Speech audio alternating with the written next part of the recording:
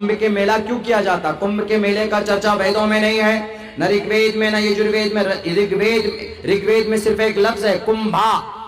कुंभा इंद्रजीत ने तमाम जगहों से पानियों को लाकर इंसानों को दिया और हिमालय पर्वत को कुंभा के तरह तोड़कर, कुंभा का मतलब कच्चे घड़े के तरह तोड़कर पानी लाकर इंसानों को दिया।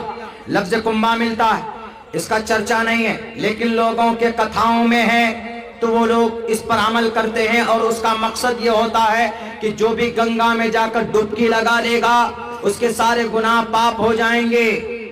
ये बिल्कुल गलत कॉन्सेप्ट है। अब कोई ये कहे कि मुसलमानों में भी अगर कोई किसी का मर्डर कर देगा, जमीन पर नाजायज कब्जा कर लेगा, बेईमानी करेगा, गाली देगा किसी को और पासपोर्ट बनाकर हज पे चला जाएगा और हज करके आ जाएगा तो सारे गुनाह माफ? बिल्कुल नहीं। किसी की जमीन पर नाजायज कब्जा किया है, हाजी हो के पाजी हो, एक मर्तबा क्या 10 मर्तबा हज करके आ जाओ। अगर किसी का मर्डर किया, किसी की जमीन हड़प ली, नाजायज तरीके पर खेत काट कर इधर से उधर कर दिया, कल कयामत में अल्लाह तबारक व तआला आपसे पूछेगा। आपसे कल्ला नहीं पूछेगा, बल्कि जिसका आपने मर्डर किया वह आकर गिरबान पकड़ लेगा। जिसकी जमीन आपने हड़प ली आकर फौरन आएगा कि मेरी जमीन दो।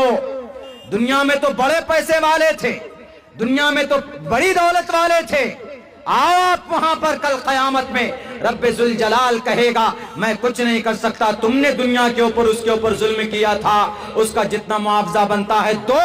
उसके पास वहां दौलत होगी नहीं, इसीलिए कहेगा कि तुम्हारे पास तो कुछ नहीं किया है ना, तुमने उसका मर्डर किया था, गाली दी थी, उनका खून बहाया था, उनको तकलीफ दी थी, तो तुम्हारी नेकियां उसको दो। इसके पास की सारी नेकियां खत्म हो जाएगी, जहन्नम में डाल दिया जाएगा। इसीलिए मुसलमानों, हमारे अल्हम्दुलिल्लाह ये अकीदा, ये कॉन्सेप्ट है कि अगर किसी बंदे के ऊपर कोई जुल्म, कोई हुकूक इबाद में कोई कमी कोताही होती है तो अल्लाह तबारक व तआला उसको माफ नहीं करेगा, देना पड़ेगा। ऐसे हिंदू भाइयों में भी है, चाहे महाकुंभ के मेले में आप 100 बार नहा लीजिए, स्नान कर लीजिए, 45 दिन का ये मेला होता है।